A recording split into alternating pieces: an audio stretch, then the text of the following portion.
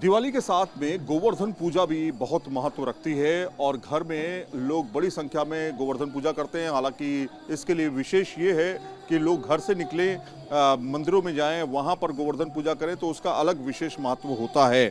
हमारे साथ में कमल जी विशिष्ट मौजूद हैं। प्रभु जी, ये बताइए कि गोवर्धन पूजा का क्या महत्व है और किस तरह से बनाएं।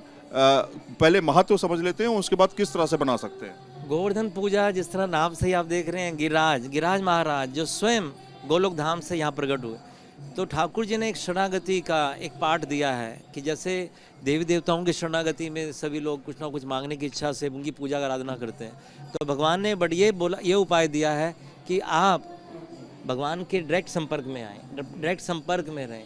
गिरिराज जी को आधार बनाकर ठाकुर जी ने वो सब भोग पाया और सभी ब्रजवासियों को एक जगह संयुक्त रूप से इकट्ठा कर दिया।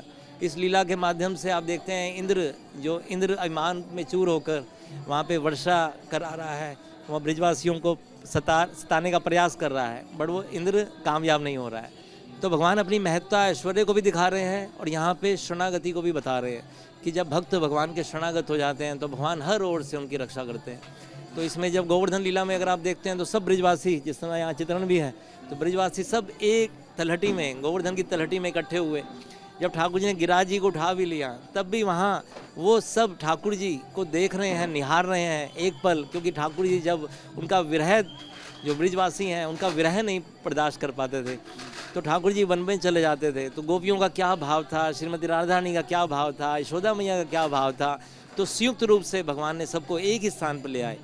तो ये भगवान ने सबकी इच्छाओं को पूर्ण करने के साथ साथ इंद्र के उस घमंड को भी चूर किया जो बाधा डालता है, भक्ति में बाधा डालता है। तो भगवान ने इस एक लीला के माध्यम से शरणागति और जो भक्ति में बाधाएं आती हैं उसको दूर करने का संदेश दिया है। अच्छा, इसकी पूजा कैसे घर में करें? अगर हम घर के अंदर हैं मौजूद, लोग बड़ी संख्या में घर के अंदर पूजा करना चाहते हैं या मंदिर में जाना चाहते हैं, तो क्या तरीका इसका हो सकता है? आज हम पुराणों से बहुत दूर होते जा रहे हैं। अगर हम इस कथा का वाचन करें या कथा को सुने तो उससे आप फिर उसी माहौल में चले जाते हैं। आज भी आपने देखा है गिरिराज की परिक्रमा के लिए हजारों लाखों लोग जाते हैं, हर रोज़ जाते हैं। हम लोग भी जाते हैं। कार्तिक मास का अलग महत्व है जो चातुर्मास में आता है।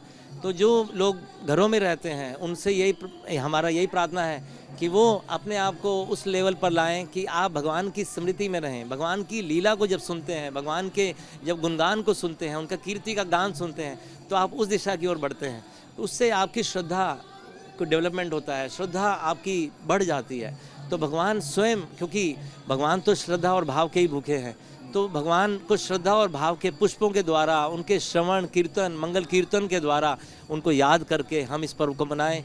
सायंकाल संध्या बंधन में दीपदान करें, नाम जप करें, ग्रंथों का अध्ययन करें, चाहे भागवतम में से वो लीला उठाएं।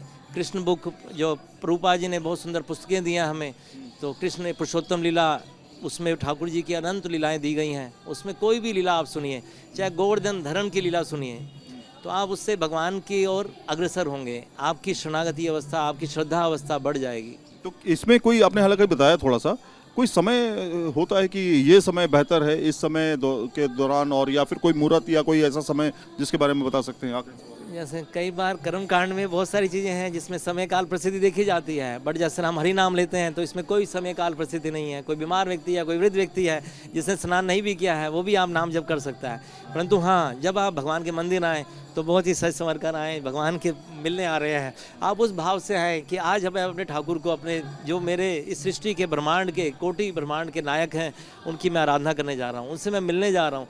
तो आप जो भी अवसर हैं उसको, इस्कॉन जैसे हमारी जो परंपराएं हैं वो अवसर प्रदान कर रही हैं आपको भगवान के नज़दीक लाने का, भगवान के करीब करने का, तो आप उसका लाभ उठाइए।